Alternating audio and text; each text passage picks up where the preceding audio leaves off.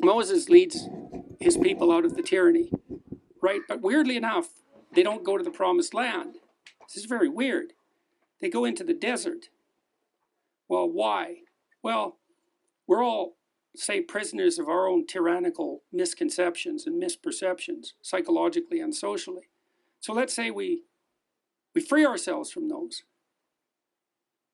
Well, then we're nowhere. At least we were guided by that. That's why people have nostalgia for tyranny.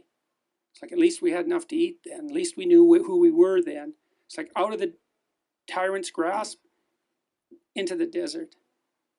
And so you think, why don't people want to challenge their own preconceptions? It's like, yeah, it's out of the tyranny into the desert. And the worse the tyranny, the worse the desert. So if you've been tormenting yourself with tyrannical preconceptions and totalitarian obligations and you decide to drop it, or maybe you're shocked out of that by trauma, you don't go to paradise. You go to the desert. Maybe that's even worse. So no wonder people don't do it. So now the Israelites are out in the desert. You think, why are they there for 40 years? And maybe it's because it takes 3 generations to recover from tyranny. You're in the desert, man. And so the Israelites start worshiping idols. It's ideology. It's the same thing.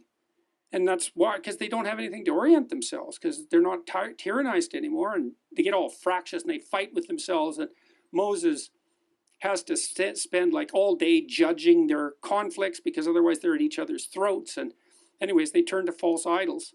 And so God isn't very happy about this. And he sends poisonous snakes in there to bite them. So it's like out of the tyranny, into the desert.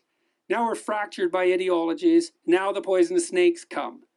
And so the poisonous snakes are biting them and biting them and biting them. And they finally break down and go to Moses and say, look, you want to have a chat with God and get him to call off the damn snakes? And Moses says, yeah, okay. And so he goes and talks to God. And God says, this is weird. This is one of those impossibly weird stories. You think this is either insane or it's true, because that's the only options. It's not boring. It's not predictable. It's either insane or it's true. Okay. And maybe we could start by thinking it's insane, but whatever.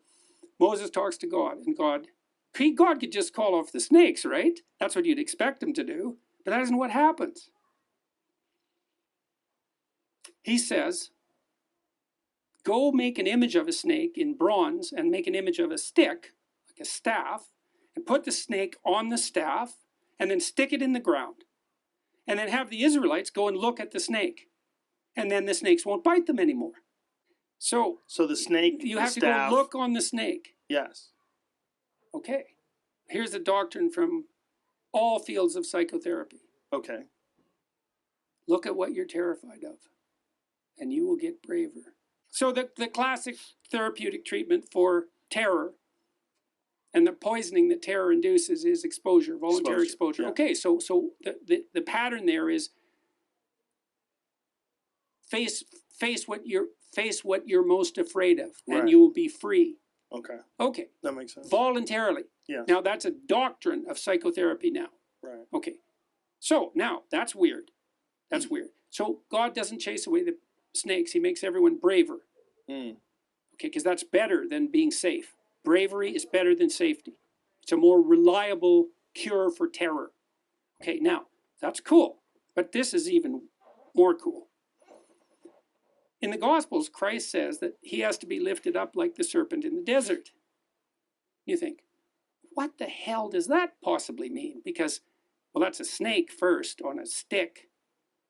And Christ is comparing himself to a snake on a stick? Okay, so what is this? What can this possibly mean? Well, I was thinking about that in relationship to imagery of the crucifix and the story that surrounds it. So Jung thought that the Passion story was archetypal because it's a limit story, like this debate at Oxford. You cannot write a more tragic story. It's impossible, technically. Why? Well, because it's a story of the aggregation of everything that people are afraid of. So there was no death more painful than crucifixion. That's why the Romans invented it. It was to punish political miscreants. It was the slow, agonizing death by suffocation, essentially, and dehydration and exposure. It's extraordinarily painful. Okay, so that sucks. That's pain, man. Plus, you know it's coming. That's part of the story. Plus, your best friend betrayed you into it. Plus, your people turned against you. Plus, they're led by a tyrant who doubts truth. Plus, you're a victim of the Roman Empire. Plus, you're completely innocent. Plus, everybody knows it. Plus, they choose a criminal to be released from this experience instead of you, even though they know he's a criminal and they know you're innocent. So, and you're young, and you've done no wrong, and all you've done is help people. So it's a limit story. Okay, so then you think, we've been looking at that limit story for 2,000 years in the image and in the story. What are we doing? Well, you're supposed to visit the stations of the cross, let's say. Okay, here's the idea. You hear the crucifixion story, and you play with it. Who are you? Maybe if you're female, you're Mary, and why is that? It's the Pieta, because you have to offer your children to the destruction of the world. That's female courage. That's the mother that doesn't hold her child back. It's like, go out. To what? Eventually your death and destruction.